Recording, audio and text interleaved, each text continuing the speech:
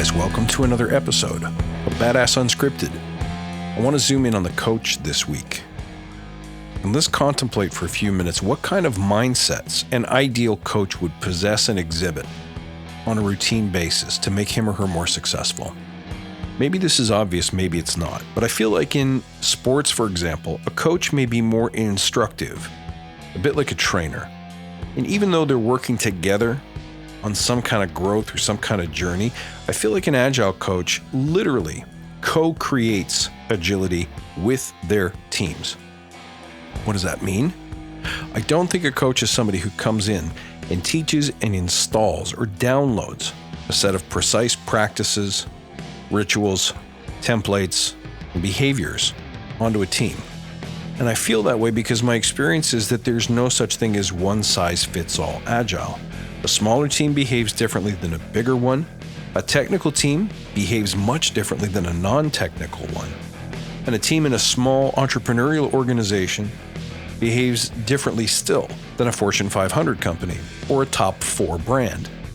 And it's that collaboration with a team, who, remember, every time you assemble a new team, you've got a new set of personalities that's probably not repeated anywhere else over the course of your career anywhere in the world. So discovering the characteristic of the team, that unique union with different people, figuring out what works for them, what they'll respond to, where they're already at a great level of maturity and where they're completely green, is part of that co-creation and discovery process.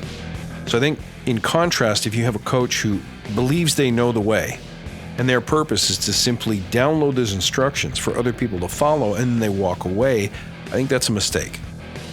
I think they have to be highly observant, highly emotional intelligent, so that they can figure out as their most important job the way to communicate with and inspire everyone in the room to reach their destinations organically.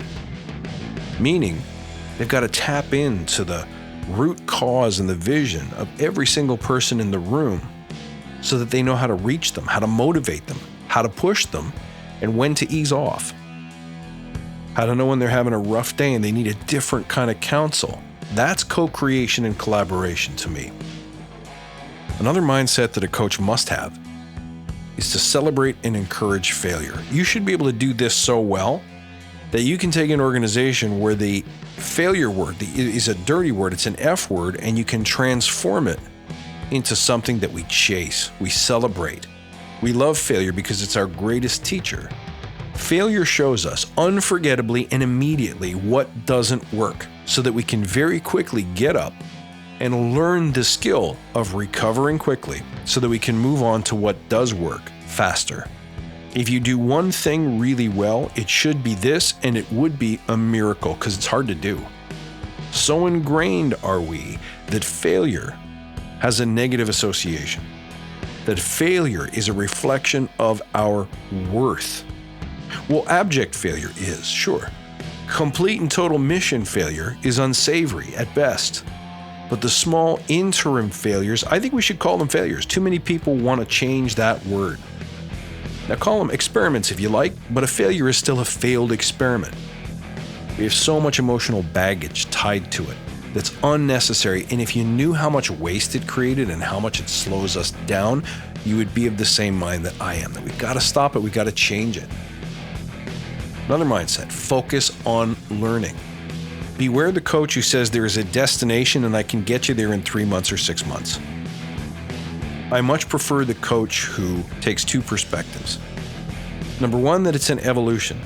And number two, that's not a way for me to guarantee 10 years of consulting work for myself. As a matter of fact, I should still be gone in 6 months or a year or whatever feels comfortable because I need someone else to grow into my role.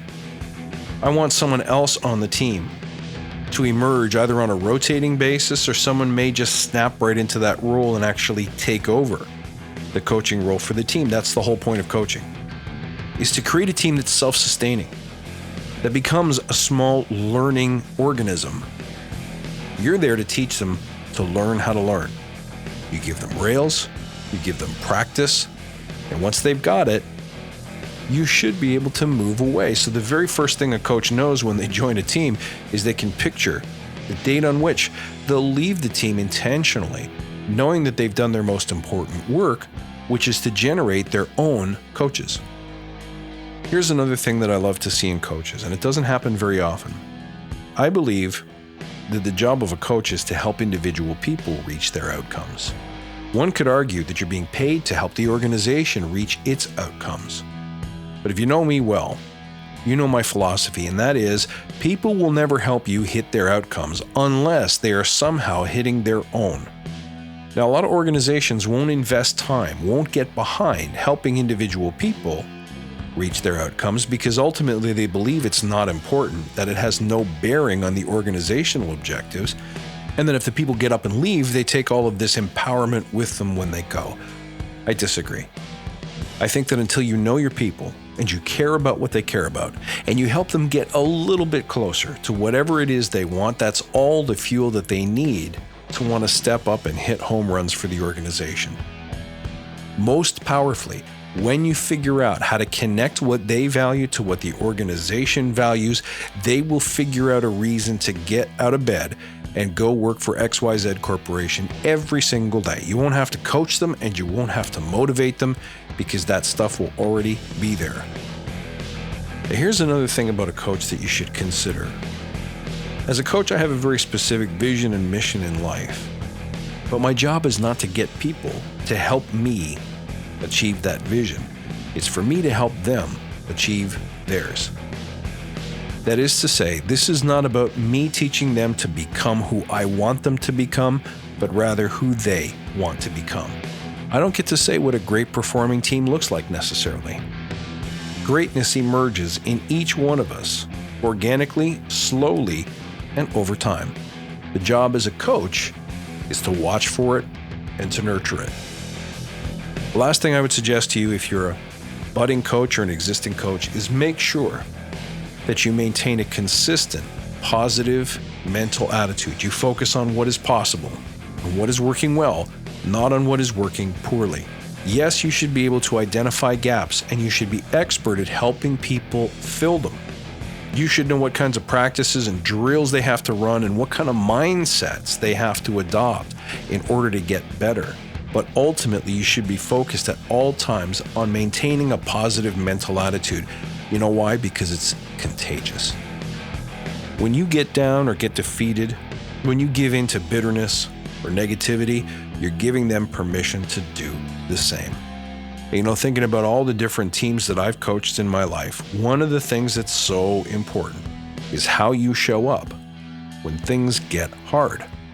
So let me ask you the question, what do you think? What do you believe makes a great coach, either from your experience coaching or your experience of being coached?